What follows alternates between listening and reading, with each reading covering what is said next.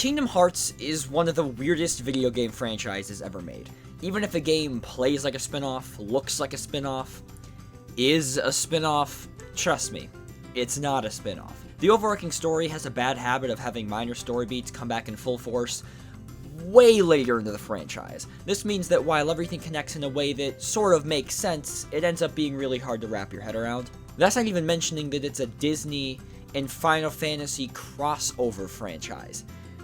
That's just inherently weird. It's also my second favorite video game franchise of all time, a close second behind Zelda. I was introduced to the series when I was really little by my aunt who gave me the game after hating it, and me being a small little baby man, I fell in love with it pretty much immediately. Despite Disney being almost non-existent in my childhood, I was more of a Nickelodeon Cartoon Network kind of guy. After this, I played the series completely out of order. Obviously, I played 1 first, and I got Chain of Memories with my Game Boy Advance. Then I played 358, whatever this is. Then I either played 2 or Dream Drop Distance first. Honestly, I don't know which. I played Recoded, kind of. Eventually, I got Birth by Sleep a couple years ago, and I played 3, obviously. The story totally left me in the dust having played the games this way, and that's why I'm playing through the entire series again to prepare myself for the future games. And as I've been playing them, I've realized that my opinions have shifted greatly over time. I found the games that I disliked more than others to be a lot more fun than I used to. Yeah, so anyway, you want to watch a really weird opening cutscene with J-pop and early 2000s FMV animation? No? Okay. The opening act of this game is broken up into 2 very distinct sections, the first taking place in this big open space with murals of Disney princesses. We're gonna call it Wyoming. Something about Wyoming is just very unsettling. I'm not surprised they've reused this every 15 seconds in the series. Heck, I sneezed and I showed up there. You get to choose between 3 weapons, a sword, shield, or staff, to represent strength, defense, and magic respectively, and you're also gonna have to give one up. What you choose here changes both Sora's stat growths and when certain abilities will be learned. Don't choose the shield. Just trust me, there's a certain skill you'll want for the endgame that you won't get until level 90 if you're playing through the Final Mix version of the game. My recommendation would be to choose strength and give up defense. You'll be a glass cannon and you'll probably die in 2 hits for the entire game, but your damage output will be so high that it won't matter. Yeah, actually maybe don't do that. You get asked some questions about your values and goals. This will change how fast you level up throughout the game. And you wouldn't have noticed if I hadn't just told you. You get some simple combat tutorials, and then you fight this, your first boss, which is born from your own shadow. This entire sequence is just a great way to kick off the game. Then you wake up on the beach of a tropical island, and some dick throws a log at you. Destiny Islands, man. What a way to kick things off. This place is as iconic as it gets. So here's where we meet our other 2 protagonists, Riku and Kairi. Sora and Riku are rivals. Riku likes Kairi, Kairi likes Sora, Sora's kinda slow. It's a tried and true formula. Cool. Out of the 3, Riku is clearly the most determined to leave the island. It's also briefly mentioned that Kairi didn't originally live here and that she claims to remember nothing about her hometown. Remember that. You get your ass kicked by Riku 300,000 times. You see a door, old man, exposition, confusion. Yeah, I'm gonna try my best not to spoil the core components of the plot here. Despite the series becoming confusing over time because of large-scale retcons, it's still very entertaining at large. You know, except for Tron. And each game in the series is worth your time. You know, if you have the time. However, I am gonna touch on the beginning of the plot just a little bit here. A storm rolls in that night, and they all end up getting separated. Before that can happen, the Keyblade is gifted to you as a weapon from a disembodied voice. You know, I think more games should use random object-shaped swords. After all the chaos is over, you end up waking up in a mysterious town. Yeah, and at the same time all this tragedy is taking place, Donald and Goofy are looking for King Mickey in a massive castle where they serve as the court wizard and royal knight. Oh no! Friend dead! Look at this dog. While I have very little connection to Disney as a whole, and in many cases my knowledge of their properties comes from Kingdom Hearts alone, I enjoy the mixture of it with Final Fantasy. I like it when old and established characters are written into dumb new scenarios. It's just such a cool idea. I've always thought it was done especially well with the Final Fantasy characters. Each one has a completely different backstory and scenario tied to them that loosely represents their source. The Disney, however, is more of a direct representation. so the game can be more accurately described as a Disney game with Final Fantasy characters tossed in for flavor. Now, people's thoughts on this series are incredibly varied, but the opinion I see most often is that Kingdom Hearts is at its best when it focuses less on the Disney. Very rarely does any story progression actually take place in the Disney world, so sometimes it can feel like you're just kind of doing nothing. Most of the story takes place in worlds that are made for Kingdom Hearts, so comparatively, those worlds feel a lot more fulfilling. So whereas the Disney worlds occasionally feel like filler, the Kingdom Hearts worlds are just a lot more fun to play through. The first full world you explore is Traverse Town, and man, I cannot stress it enough, I love Traverse Town. The music, the lighting, the night sky, everything feels so welcoming and warm. From the color palettes to the odd shapes of the streetlights and mailboxes, everything feels unique. I can't name a single place in any other game that feels even remotely similar to Traverse Town. It's magical. This feeling is what defines Kingdom Hearts for a lot of people. I mean, you have Huey, Dewey, and Louie vibing it up with Sid from Final Fantasy VII, and then there's just some random Moogle walking around. It's all so cool. This world is pretty varied too. It's not just back streets and red roofs. There's also a wizard's house, and a staple in any sleepy town, the Gizmo Shop.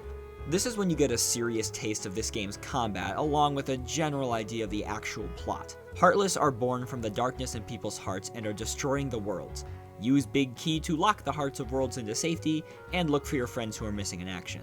Because you are the Keyblade's chosen. The only one. There is only one. A simple setup for a simple game. People seem to forget that Kingdom Hearts 1 is not a complex game, that includes the story. Sure, it features some of that classic convoluted Final Fantasy terminology and such, but what's here makes sense. The long-winded plot details of Keyblades and Keyblade Masters and Keyblade Wars are at most backseat details or never mentioned at all. Anyway, the actual design of this section of the game is kind of aimless. This game gives you very little in the way of instructions. You go to a world, no minimap, minimal directions, figure out where to go through exploration.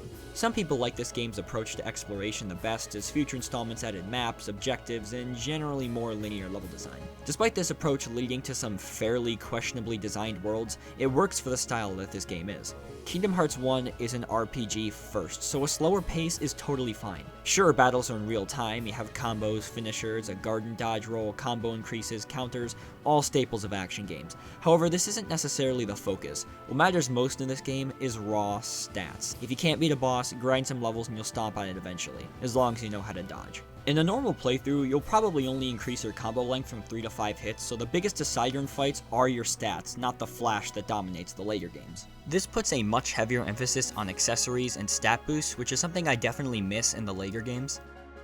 Most level ups provide stat boosts and an occasional skill. Many of these skills are passive or perks for convenience, like giving Cure super armor, which just breaks the whole game.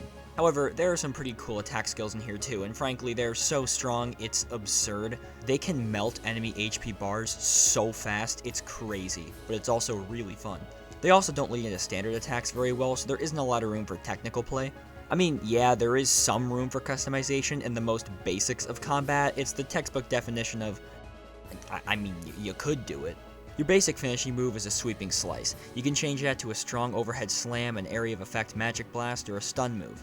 There are a few other ones too, but I didn't really use them all that much. While there is a time and place for each of these, they aren't all that different, and if you build your character smart, they practically become cosmetic. Still though, choice is choice, and it's nice to have it. But the devs that get to capitalize on this simple combo system, trust me, they grab it and just keep running in the numbered sequels. This can be seen with the magic too. It's simple and optional, at least most of the time. You have the staples: fire is a homing missile, blizzard hits everything in front of you, and thunder is an AoE. Cure is a necessity of course, and uses more MP than most other attacks. There's also other spells like gravity that deals damage in set percentages, arrow that reduces damage, time that stops time. Magic makes the game easier for sure, especially on the higher difficulties. And a magic-focused build can rip the game apart, it's ridiculous. But a physical-only build can pretty much do the same thing without the MP limitations.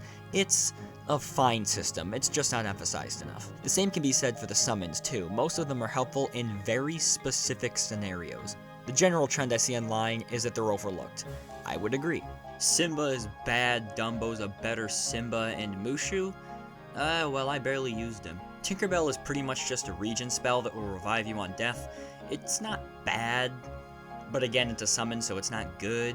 And then there's Bambi. the best one. Genie is kinda fun because he throws out random magic, but that's incredibly unpredictable. Bambi is by far my favorite because he can generate more magic than you need to summon him, so he's just really an ether. Summons are always my least utilized system in a Kingdom Hearts game. They're good in a few bosses and occasionally fun to mess around with, but that's really it. They're never nearly as strong or as useful as they could be.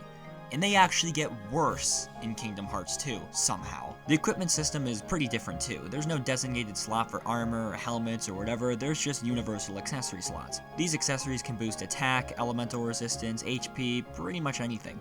While Donald and Goofy can get weapons from shops along with story events, enemy drops, chests, Sora's Keyblade is enhanced by finding new keychains. Each keychain entirely changes the look along with its base stats.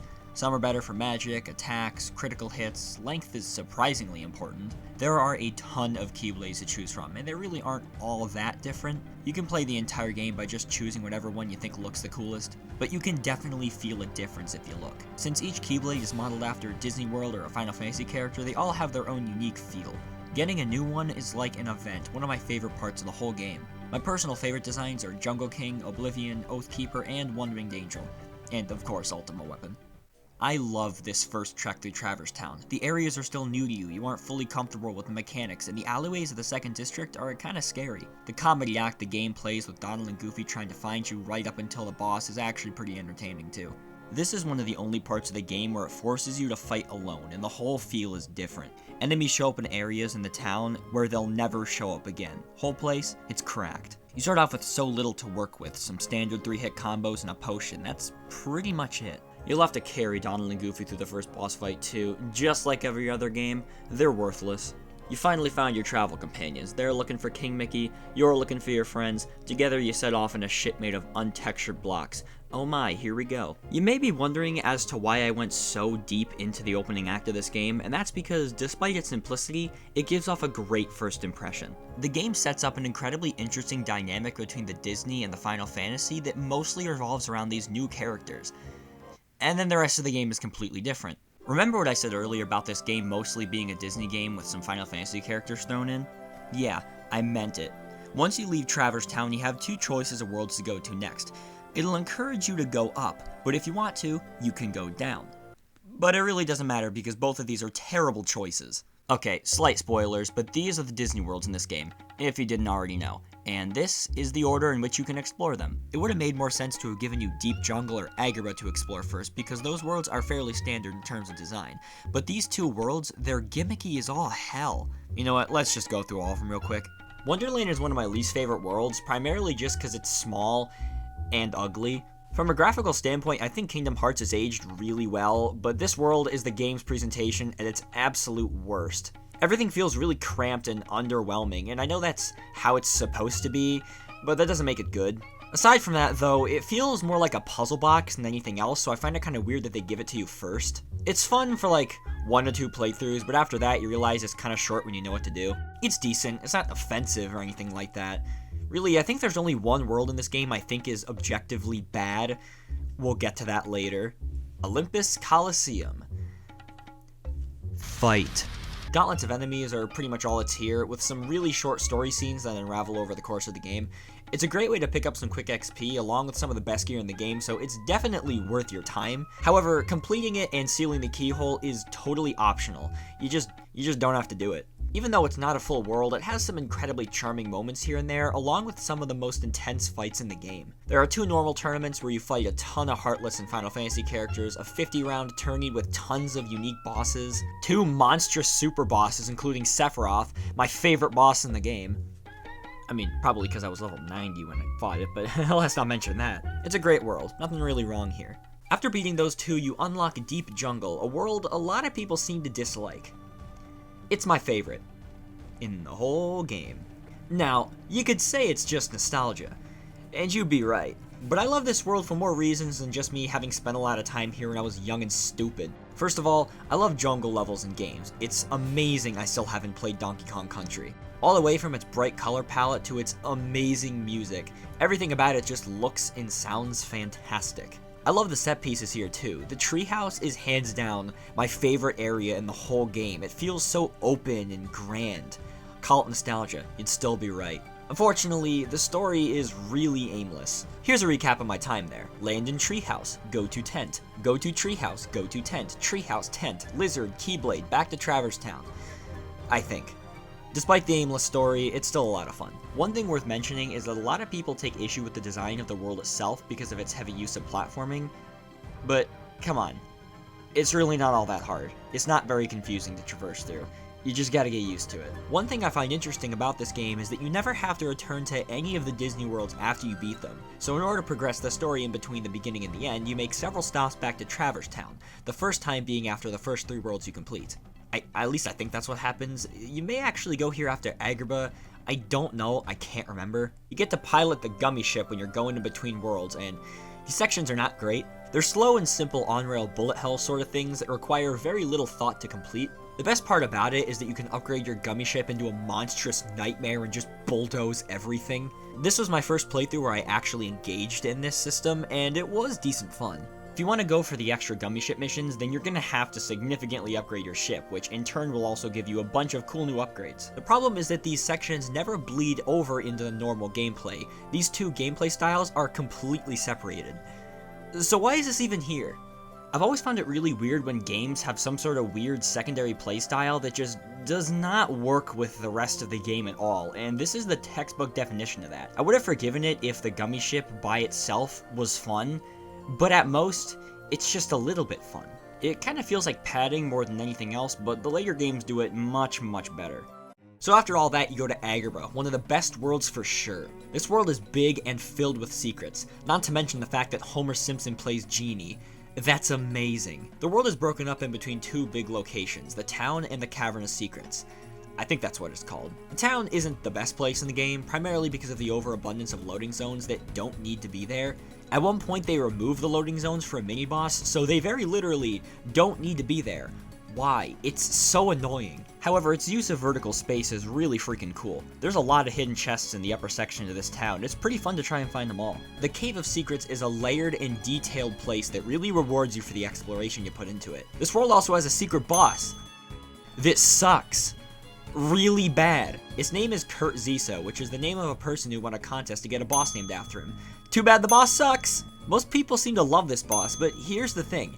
The boss is really easy. It has 2 primary phases, which either force you to use magic or physical attacks. Neither of these phases are particularly hard to deal with. However, when it gets weakened, it uses this ridiculously hard to dodge attack that I couldn't for the life of me dodge consistently. There's no other attack in the game that I had anywhere near this much trouble predicting, so that makes it feel like it's not me and just the game, right? I'm not stupid, am I? I hate it when bosses are only hard because of a single trump card move that spikes the hell out of its difficulty. It feels more like forced challenge than anything else. It's not fun to die at the same spot in a fight that you were previously bulldozing. It's like rubber banding in a racing game. It just doesn't feel fair. I get that bosses are supposed to be hard, but when it's only hard because the wacky ass hitbox keeps screwing me over, that's not a good boss. The only reason I was able to beat this boss is because for some reason the attack just never triggered.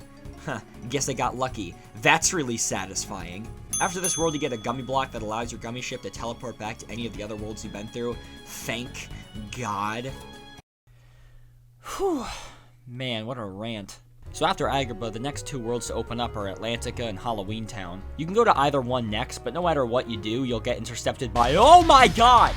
You know, sometimes I forget this world exists. No joke, I forgot about it when I first wrote this script. There isn't really much to say about Monstro as a world. It's kinda just decent. Graphically speaking, it's pretty boring because of all the muted colors and gross purples. I mean, it is the inside of a whale. It's a very short world, more so in subsequent playthroughs because it's pretty much just a big maze. I mean, the ship place is kinda cool. There's 2 bosses, I think. I guess it was pretty good. Heard it here, folks. Monstro gets my stamp of approval. Oh yeah, Riku is here too. Remember him? You remember him more than I remember Monstro? After Monstro, you can choose where to go next. Want a pro hint? Play through Halloween Town. Skip Atlantica. You don't have to do it. Trust me, please. Atlantica. Remember when I said there was one bad world in this game? Well, here we are!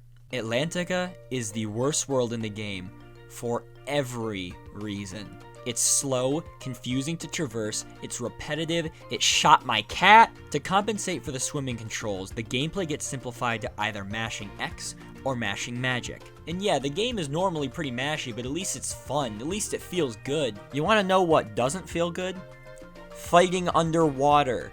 Even the music will grate on you after a while. Kingdom Hearts 1 has a really good soundtrack, but oh my god, this song makes me want to die. I've never even seen The Little Mermaid, but now I don't want to, just because I'll know I'll have to listen to Under the Sea again. Moving on. Halloween Town is a fan favorite, and I can see why. Everything in this world looks amazing. There are a few worlds throughout the game where the gang gets costume changes, and this is definitely the best example of that. I think my biggest issue with this world is that it's initially really hard to traverse through, and the camera just gets caught up on everything. I think the reason people like this world so much is A, the aesthetic, and B, the final area is massive. It's this huge tower you get to climb. It's the closest this game ever gets to a dungeon. It's a ton of fun, definitely one of the highlights of the game. Unfortunately, once you beat the underwhelming boss, it disappears. This world doesn't hit every mark it needs to hit, but it's definitely not a miss either. It's still fun. I love how skinny Sora's arms get. Neverland is the final Disney world in this game, and it feels most similar to Monstro in terms of design. Just like Monstro, it's a maze that's pretty easy to find your way through after 1 or 2 playthroughs. I think the biggest issue this world has is its lack of scope. The whole world is incredibly small and is easily the worst example of this game's camera getting stuck on geometry. Nothing about this world is all that interesting or ambitious. Right up until the end, that is. The final clock tower area is easily one of the most iconic areas in the entire game, and I love it. It also has an extra hidden boss that also sucks. It's mostly designed around exploiting elemental weaknesses, but nothing else in the game is going to prepare you for it. Fun. This is definitely one of my least favorite worlds, however, it isn't bad. So, yeah. In terms of level design, this game does a good job, especially for a first attempt. Each world has a level of exploration that is missing from most of the other installments in the series. And while the stories of each Disney world end up as little more than truncated, honestly not all that interesting retellings of the source, the charm from each Disney IP bleeds over in every sense. The graphic design, platforming elements, exploration, music, atmosphere. Outside of Atlantica, these are all consistently solid across the whole game. I may have painted some of these worlds in an unintentionally negative light, but I want to make it clear that even through the problems with the worlds being relatively small in scale and the camera being buggy on occasion, the game is consistently fun because the good is always outweighing the bad. You know, except for the fish bitches. Oh yeah, I forgot to mention that Winnie the Pooh is also here. I mean, it's better than Tron. One thing I think this game does better than any other game in this series is its world gimmicks. They keep things fresh and entertaining, most of the time. Like I said before, Wonderland is made up of only a few rooms, but depending on how you enter the biggest one, you can explore its walls or even its ceiling. Deep Jungle has vines and stuff to swing and ride along. Favorite minigame? Again, nostalgia. Atlantica is bad, and that's a pretty cool gimmick, honestly. At that point in the game, I was getting sick of good, so bad was good. Hollow Bastion has lifts that take you to different parts of the castle, bubbles that pass through water, even some simple logic puzzles. Okay, I lied before, this whole world feels like a proper dungeon. Not only do these gimmicks make every world feel unique, but it keeps the game from feeling like a guided tour through the worlds, and more like an adventure. Ooh, what was that about? However, I haven't mentioned the coolest of the Kingdom Hearts original worlds yet. Ooh. I've gone on length about Traverse Town. Enough said. Mickey's Castle is a world that got cut, so you don't get to explore it directly, however, you do see it multiple times. The final area is mostly just a gauntlet of enemies. I'm not going to show footage of it because I think it's best left to your imagination until you can see it yourself. The final full world is an original, Hollow Bastion, and it's one of the best. Easily. It's huge and houses some of the best weapons and items in the whole game. The enemies here are significantly harder than anywhere else in the game, and they're also a lot more unsettling in terms of design. The layout is admittedly kinda hard to get used to. However, once you do wrap your head around it, you'll realize it's one of the most inventive areas in the whole game. I love it. After you beat Hollow Bastion, all of the enemies get replaced with harder versions of themselves, which makes the endgame grind way less tedious. This is good because at this point in the game, you're probably going to be grinding a lot for synthesis materials. Oh yeah, the synthesis. I can really appreciate it when a game has a solid item creation system. It's almost never a necessity, but it really does give the game a whole other level of depth, when it's done right. Okay, just hear me out about this, okay? The item creation system in Kingdom Hearts may be one of the worst I've ever seen. So Kingdom Hearts Final Mix totally revamped the synthesis system from the original, adding depth and destroying it in the process. Now, I know that there are going to be a lot of people who will disagree with me on this, but I hate the changes they made to the system as a whole. Exclusive to Final Mix are these weird low encounter rate mini-bosses you can find that will drop exclusive materials. I never knew about these until the endgame, because at no point until the endgame does the game encourage you to revisit old worlds and really dig deep and see what you can find in them. These enemies at most have 2 locations they can spawn in throughout the whole game, and the chances of them appearing at all are pretty low. This is actually a pretty cool idea, but they didn't just make new items to give these enemies a purpose. They changed the existing recipes and shoehorned these new items in. When Synthesis is finally made available about halfway through the game, I went almost the entirety of the rest of the game confused as to why I couldn't find any of the stone variants of these materials, along with these weird unique ones like whatever Serenity Power is supposed to be. That's because they were hiding away in the corners of the worlds and they never spawned when I backtracked. I just never knew they were there. I don't mind cryptic game design. I like how cryptic this game's progression can be. It lends itself to exploration. But when one of the game's coolest systems is muddled up with encounters that are based entirely off of RNG, never hinted at by NPCs, and have really weird completion conditions that could result in you not getting the items you need when they finally do spawn, that's not the fun kind of cryptic. That's just a bunch of hours of frustration spent wandering around maps until you finally figure out what the hell the game actually wants you to do. Just use a guide for these locations. The ultimate weapon is the final synthesis item, and it's worth getting your hands on, but don't waste your time getting there. There's other content to enjoy.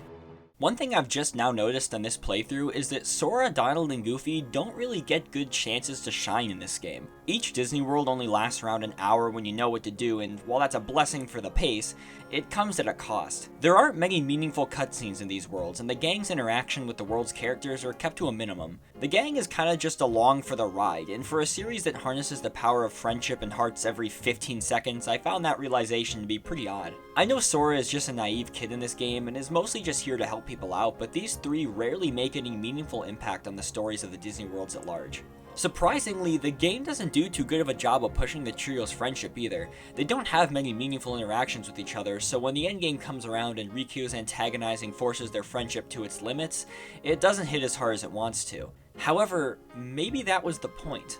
After all, Donald makes it clear that they're letting Sora come along with them on the ship because they needed to find the key, and now that they have, they just need to find the king. For Sora, this was a chance to go out and find his missing friends. He's sort of just tagging along. So when the two of them are faced with a choice between their new friendship and their duty to the king, their gut instinct is to stay with Sora, but they remain loyal to their duties first. Huh. Deep. I guess in some ways it feels more like a blossoming friendship than anything else, and it comes to a pretty satisfying climax when they show their loyalty in the infamous "my friends are my power" scene. I still think it could have been done better. Actually, that's kind of all of the issues I have with this game. In short, it just doesn't have enough Jacob Collier. Speaking of legendary musicians, have you heard the music in this game? It's godly. I mean, obviously I've been playing some of it throughout this video, but you really have to experience it. It's magical. It's another thing that totally defines this game for people. Here, have a listen.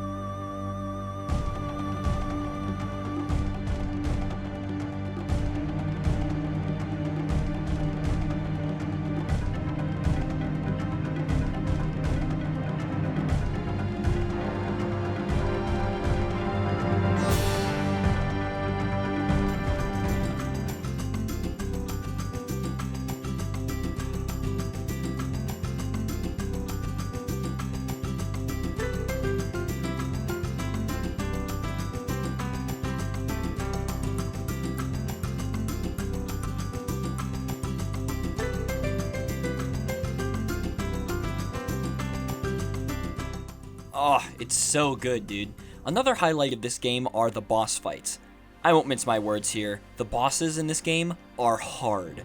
Even when the game feels like a pushover, it'll throw an Ursula at you and you'll have to rethink your entire approach. It keeps you on your toes and cements that even though magic is kind of optional, each spell does have practical applications. I mean, you can beat Sephiroth with stop and fire alone and take like 0 damage in the process. The strategy is there for people who want to seek it out, and I love that. Most bosses are fights against classic villains like Genie, Jafar, or, well, Ursula. But some fights have these huge Heartless, which are also a lot of fun, and kinda creepy. The difficulty of these fights can range from Rock Golem, one of the easiest bosses I've ever fought in any game, to Dragon Maleficent, which will rock your shit if you're not careful. It's easy to fall into a lull and then get blasted into the stratosphere by an unexpected, psychotically difficult battle, but for some reason I think it's fun.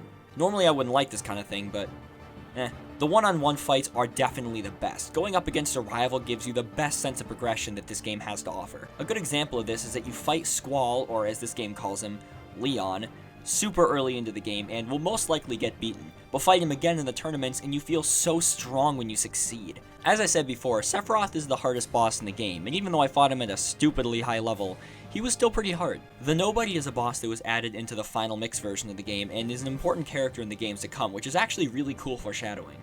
But since all we knew at the time was that he was a mysterious new guy to fight, nobody knew what to expect. Then he starts shooting lasers everywhere and messing with your command menus. It's a really cool fight.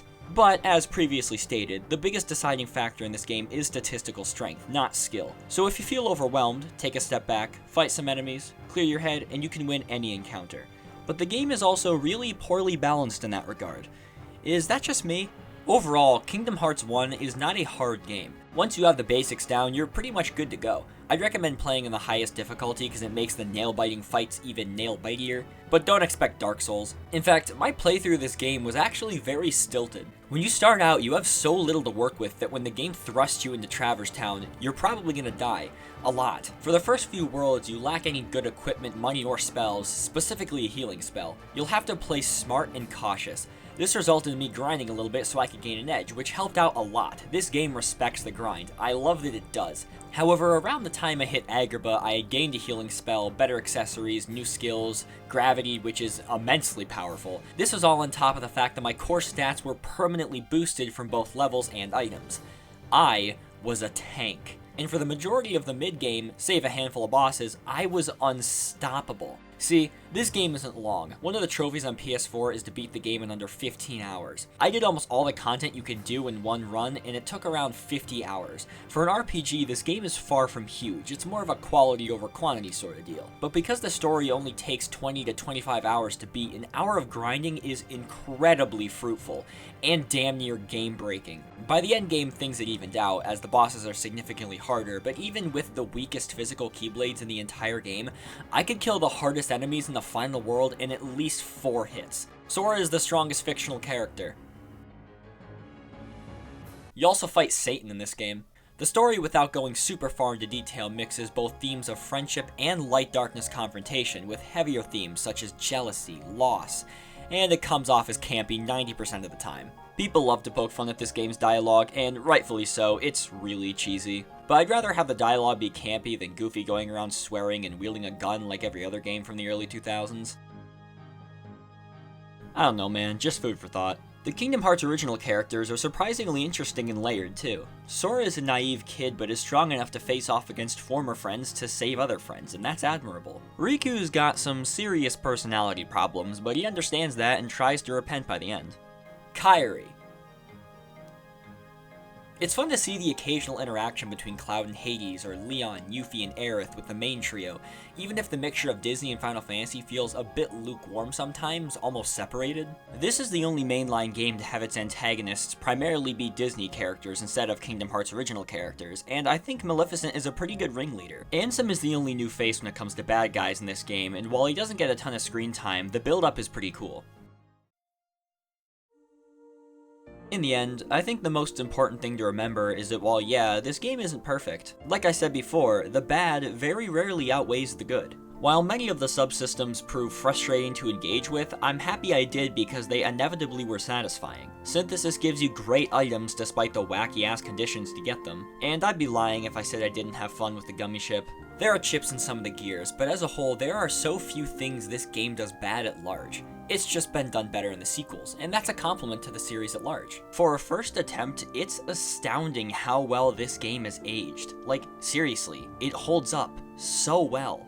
Playing this game through to the end once again has reminded me why I love it as much as I do. This game's got a lot of heart, and its charm is undeniable. If you're confused by the series but curious, play this first, dig into it, there's a lot to love here. The next game on the list is a weird one for sure, so I'm gonna bask in this warm glow for a while before dipping my toes into non-numbered Kingdom Hearts games.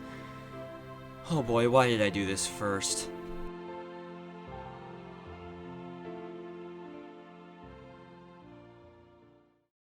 Hi, if you're still here, thank you so much for watching to the end. It means the world to me. If you liked what you saw, consider subscribing. YouTube statistics show that 0% of my subscribers are subscribed. Wait, what? If you like this video, I'll love you forever, and if you subscribe, I'll kiss you on the lips. Passionately. See you next time.